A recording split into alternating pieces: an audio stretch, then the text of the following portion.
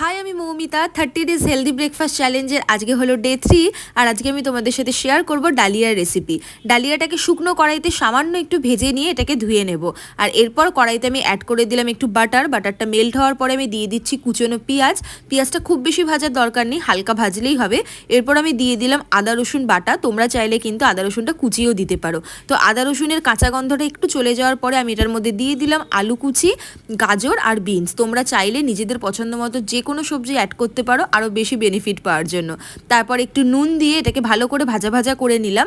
আর তারপর ডালিয়াটা অ্যাড করে একটু নাড়াচাড়া করে এটার মধ্যে আমি দিয়ে দিচ্ছি 2 থেকে আড়াই কাপ মতন জল। আর আমি ডালিয়া নিয়েছি 4 চামচ মতো। আর এরপর এটাকে ঢেকে সিদ্ধ করে নিলেই কিন্তু রেডি আজকে হেলদি ডালিয়া। তোমরা আরও চটপটা বানানোর জন্য খাওয়ার সময় একটু চাট মশলা ছড়িয়ে দিতে পারো। আর তার সাথে নিয়েছি একটা ডিম সেদ্ধ।